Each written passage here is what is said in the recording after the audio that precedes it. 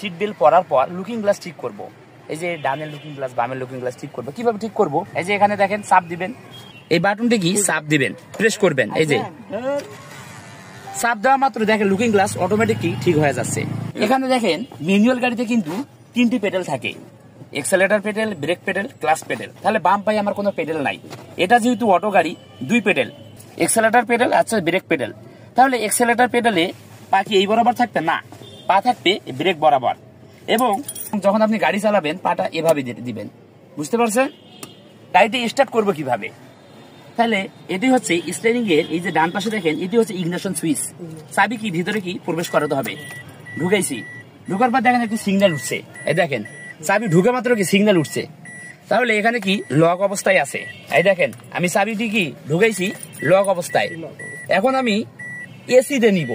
এসিতে নেওয়ার আগে কি করতে হবে? অবশ্যই একজন নতুন ড্রাইভিং ছাত্র অটো গাড়িতে যখন অবশ্যই বসবে তখন অবশ্যই এই ব্রেক পেডেলে কি চাপ দিতে হবে। এই যে ব্রেক পেডেলে ফুল ডান পা ব্রেক পেডেলে চাপ দিয়ে তারপরে কি গাড়ি স্টার্ট করতে হবে। এই যে চাবিটি উপরের দিকে কি প্রেস করতে হবে, কয়েক সেকেন্ড কি ধরতে হবে। ধরা মাত্রই কি গাড়ি স্টার্ট হয়ে গেছে।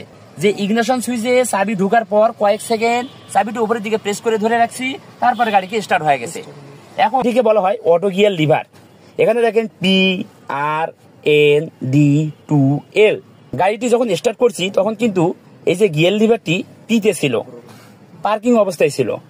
এখন যদি আমি গাড়িটি ডিতে আনি তাহলে কি করব? ব্রেক পেডালে চাপ দিব, ফুল চাপ দেওয়ার পর এই যে এই পুশ বাটনটি চাপ দিতে হবে। চাপ দেওয়ার পর এই অটো গিয়ার লিভারটা পিছনের দিকে টান দিব। যেহেতু টিতে ছিল, এখন আর এর পর এন এর পর ডি, তাহলে ডিতে আনবো। ধীরে সাস্তে আনি, খুবই আস্তে। আর তারপরে কি নিউট্রাল, তারপরে কি ডি। এই ডিতে পড়া মাত্রই গাড়ি কি সামনের দিকে মুভ করবে।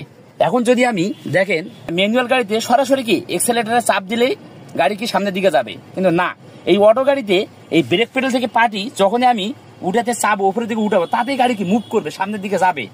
দেখেন এই যে সামনের দিকে গাড়ি কি যাচ্ছে, মানে ব্রেক পেডাল থেকে পা উঠেছি আমি, গাড়ি সামনের দিকে যাচ্ছে।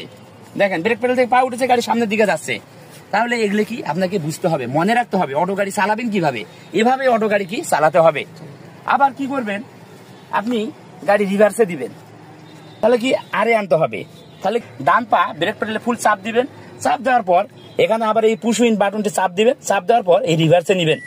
রিভার্সে নেওয়ার পর গাড়িটি এখন কি পিছনের দিকে ব্যাগে যাবে।